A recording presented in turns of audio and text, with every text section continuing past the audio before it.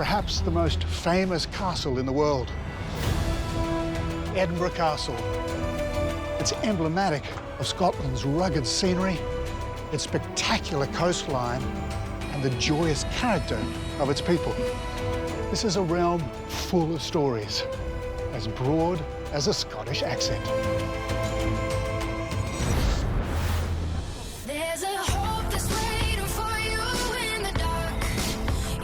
Over the next 2 weeks, I'm going to explore this realm from the coast aboard Scenic Eclipse II, the newest and most luxurious discovery yacht in the Scenic fleet.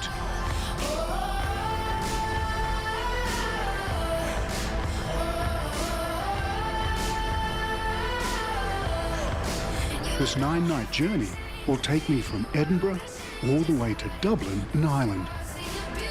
We'll visit ancient Neolithic ruins, medieval castles, famous steam trains, and I may even sneak in a dram or two. That is smooth. This is the brand new Scenic Eclipse II. I've really been looking forward to coming on board, and it's full of the most amazing technology. It's almost like a spaceship, and it'll take you anywhere across the 7 seas. Beautiful she goes. But before setting sail, I want to dive into some Scottish culture. This is Edinburgh, Scotland's magnificent capital, and it's located on the Firth of Forth, which has to be my favourite name of any place on earth. It's an amazing body of water just behind me. Now, we're here to explore the history and the culture of this remarkable city. It dates back more than 10,000 years. Firth is the Scottish word for fjord, and Forth is the name of the river that flows into it.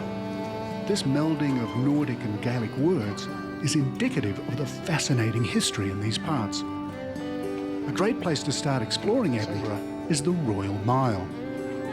It's called the Royal Mile because at the very top of the hill, there's the castle, and at the very bottom of the hill, there's Holyrood Palace, the Royal Palace. And the road that runs all the way down is slightly longer than a mile. It's about 1.8 kilometres rather than 1.6, which we call a Scots mile, because we're just that little bit generous in Scotland. We'll give you a little bit more. A lazy walk along the Royal Mile leads to another well-known Edinburgh neighbourhood, the Grassmarket. There's not much grass left anymore, but the very far end used to be pastures for livestock. Oh, really? Farmers from around Scotland would bring their livestock to sell in the capital city. So this wide open space here has been used pretty much for the same purpose for the last 600-700 years, where people come to buy things at market and to have great food and drink. The Grassmarket also has a more colourful past. If you've got a wide open space like this, you need entertainment, and that entertainment is executions. Here on this spot, this is where the gallows stood for the city. You can see the layout. So this is the here. shadow? The shadow of the gallows would have cast. Yeah, wow. Thankfully, these days, the only things hanging in the Grassmarket are great Scottish wares. Now, traditionally, when you come to Edinburgh, the thing to do is to buy a kilt. But for me, I want to get a set of real Scottish tweeds. And this is the place to get measured up. Tweed is an iconic symbol of Scottish culture. That looks great. Yeah, that's lovely. Its colours reflect the landscape here, and the hard yet soft wool keeps people cosy in all weathers. Take a deep breath for me. 44, 46. These tailors can ship my bespoke suit anywhere in the world, including to a ship's port in a week's time. Great. Thank you. Okay. Right, now for a bite of lunch.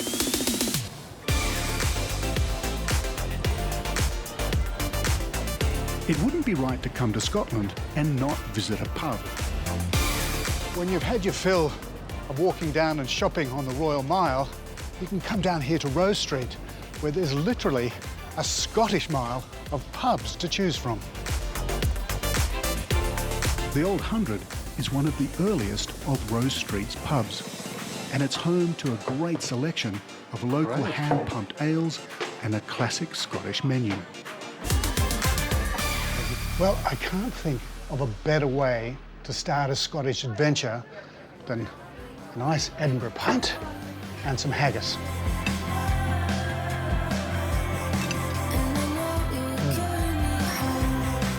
And what an adventure we're in for. Departing, of course, on the Firth of Forth.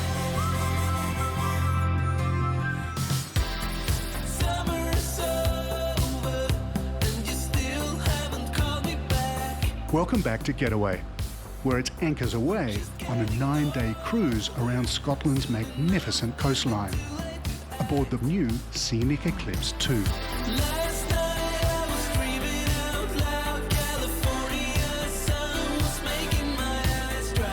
This home away from home oozes 6-star luxury and feels more like a hotel than a ship.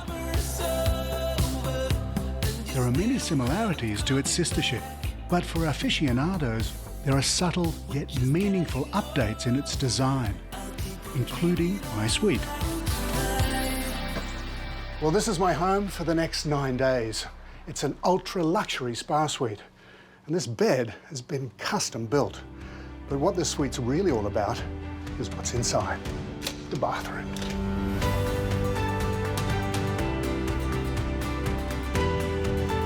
A spa bath will be just the remedy after a day exploring.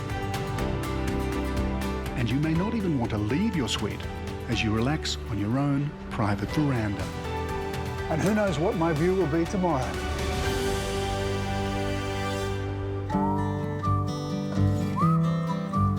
Our first port of call lies in Scotland's northeast, Aberdeen. And one of this port town's hidden gems is the village of Footdee. Taking a stroll around this quaint, insta-worthy old fishing village is like stepping back in time. The village would be approximately 213 years old. And have your families lived here all that time? Since the village was built. Really? Yes. So they were just fishing folk? White fishers, they called them, yes. And I imagine living in such close proximity to each other, that can be difficult. No. No? No, every door was open because it was a very isolated village. And when I was a child, very few people came into the village. And now that's changed. You must get so many people interested coming through. Yeah, we got lots of people coming through. So it must have been a marvellous life growing I up loved it. here. Yeah. Just a short trip from the village of Footdee is Aberdeenshire Highland Beef, an open farm which invites visitors to see the famous Highland cows. Well, it's believed they originally came to Scotland with the Vikings from Scandinavian countries, yeah. And they were farmed mainly in vast numbers in the Highlands of Scotland, and that's why they get called the Highland cattle breed. They were associated with being reared in the Highlands for beef production. They're gorgeous. I do adore the breed. They're just very pretty and attractive to look at. They've got that real appeal for visitors coming to Scotland. An iconic breed that people expect to see, the hairy coos. They get all these lovable names, you know, that is quite sweet, really. Grace's farm offers a unique experience for those who want to get up close and personal. Opening your farm gates to visitors to come and see your livestock can really excite and enthuse people that are visiting an area or a country or a region that they've never been to before.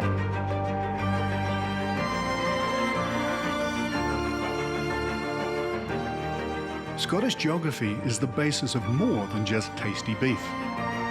The hardy granite from these parts is key to Aberdeen being known as the Granite City. And one of the best architectural examples is St Macar's Cathedral, which traces its roots back over 1,500 years. You know, one of the things that you feel when you explore these marvellous historic sites like this is reverence for the gravestones and the stories of the people here, for the history. And this place was created in 560. And can you imagine the amount of stories that are entailed here? It's even said that the remains of Scotland's most famous hero, William Wallace, aka Braveheart, are buried here. Well, part of him anyway. he was hung, drawn and quartered in London. And then those 4 parts were sent to the 4 corners of England. And one of them, his left side and his left arm, are apparently in the walls here. The only thing better than a day exploring Scotland? Returning to explore the ship, of course. Well, this is one of the newest installations on Scenic Eclipse. It's called the Vitality Pool, but it has one very nifty feature. It's got water jets, and basically, you can swim forever. Discover the benchmark in ultra-luxury cruising on a Scenic Eclipse voyage in 2024 or 2025. Experience an all-inclusive journey of a lifetime. Secure your voyage today and save up to $5,500 per person on select itineraries. Getaway viewers can save an additional $300 per person. To request your voucher, visit scenic.com.au/getaway. Call 1300 790 372 or speak to your nearest travel advisor.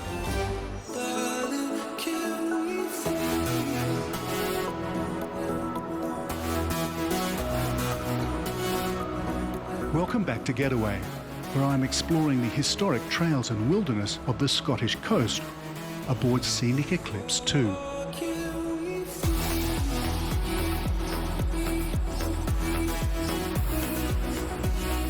One of the unique things about sailing on Scenic Eclipse is that the bridge is open 24 hours a day. So you can see how this incredibly advanced ship works.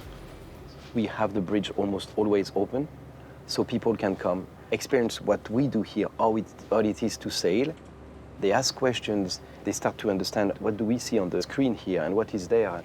And for them it's fantastic because they feel like they're really navigating. Under the water, the ship is fitted with revolutionary extended stabilizers, and minimizing its impact on the environment has been crucial for the designers. When she's sailing through the water, we have a very little wake. That shows that we have, for that size of yacht, about 40% less than what you would have on the modern ship.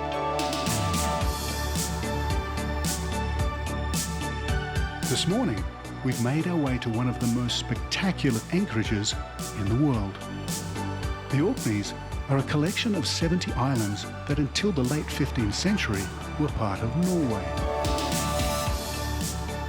Well, the Orkneys have always been right near the top of my bucket list because this remote chain of islands is home to one of the greatest archaeological sites on Earth.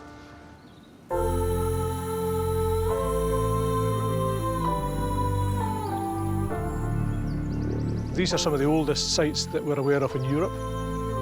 There are at least 4 henge monuments in about a 1.5 mile area here. One of those sites is the Standing Stones of Stenness, which to this day remains largely undisturbed. This site dates to about 3100 BC, which is about 1,000 years older than Stonehenge. So they've been standing for 5,000 years. They haven't been re-erected, they haven't been found lying down and stuck back in the ground. These stones have been standing there for 5,000 years. Originally, there were 11 stones in this circle here. There are 4 left now, and probably as a result of weathering. And so what would have been the activity here? Was it ceremonial? Well, your guess is as good as mine, to be honest. Yeah. For me, that's the wonderful thing about these sites. We can date them quite accurately. We can even say we know the stones all came from one location, about 6 miles away from here. But what we don't know is why they were built. We don't know what the purpose was of these sites, but we think they're ceremonial. A henge is more than just a ring of stones. It also refers to the ring-shaped ditch that surrounds them. And the nearby ring of Brodgar is one of the most spectacular henges in the world. The name henge that's derived from the ditch is no accident. For me, it's the star of the show. I know everybody focuses on the stones. The ditch is 10 metres wide and 4 metres deep, cut into solid rock. It's an incredible feat. Particularly at that time, given the implements they would have had. No metal, only the hardest material would have been other stone. The use of stone is why we know this period as the Stone Age. or more accurately, the Neolithic period. And not far away is the simple, incredible 5,000-year-old village of Skye Bray. This is reckoned to be the oldest, best preserved Neolithic village in Europe, complete with its stone furniture. The village remained buried for thousands of years and was only discovered in 1850 after a large storm washed away some of the sand dunes. Well, this is a fantastic and really accurate recreation of one of the houses, with a fireplace in the middle with the smoke going up, and the beds, maybe 6 or 7 people living here. Have you imagined life, kids running in and out, all these houses really close together? It's not very much different than today. Whether ruled by Vikings, Celts or Gaelics, the sheer remoteness of these islands has allowed these ancient Stone Age sites to remain largely undisturbed, leaving behind a priceless historic legacy along the rugged Scottish coast and stunning cliffs of Orkney.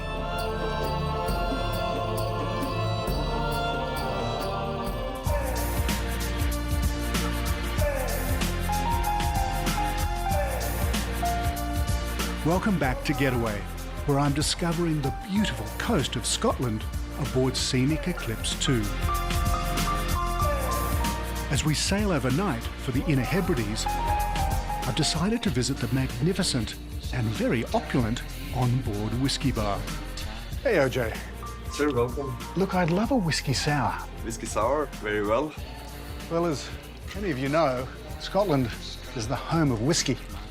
Well, the fact is, where we're going is where many of these bottles come from. And given that there are more than 100 whiskies here, thank you so much. I'm just going to pace myself a little bit. This is good.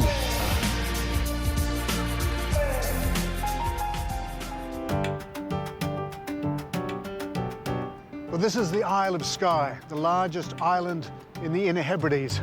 It's an amazing place full of mountains, crab traps, fishing fleets, and medieval castles.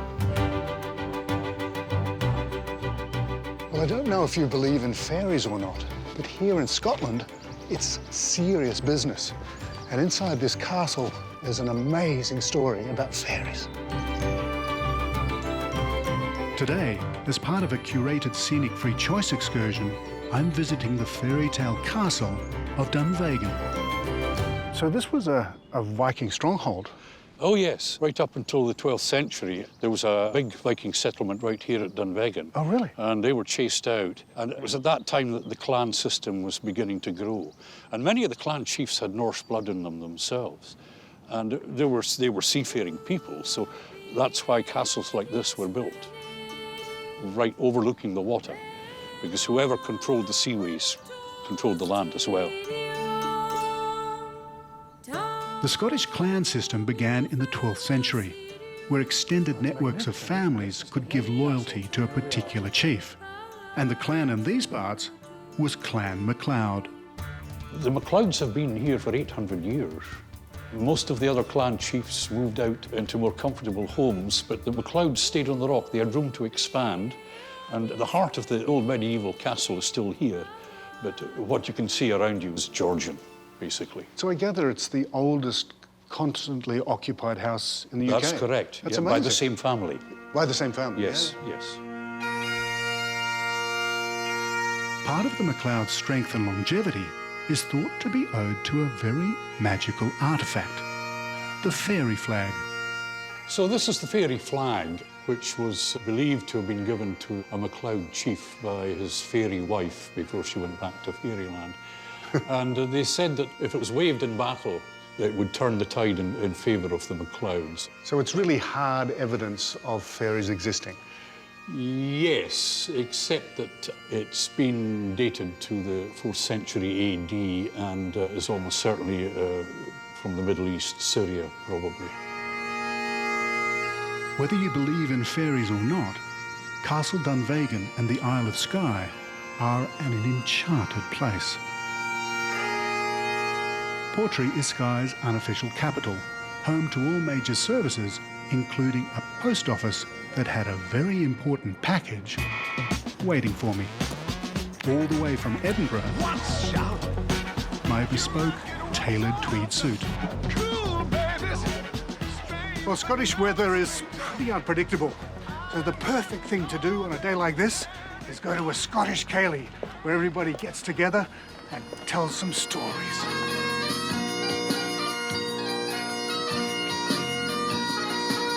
As part of an exclusive scenic and rich experience, a ceilidh is a very special part of Scottish culture.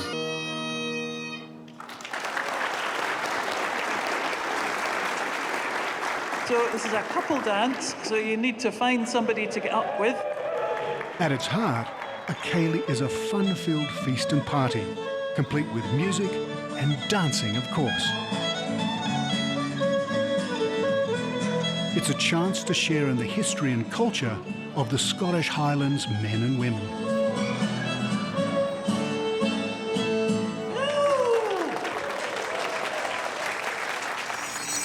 Discover the benchmark in ultra-luxury cruising on a Scenic Eclipse voyage in 2024 or 2025. Experience an all-inclusive journey of a lifetime.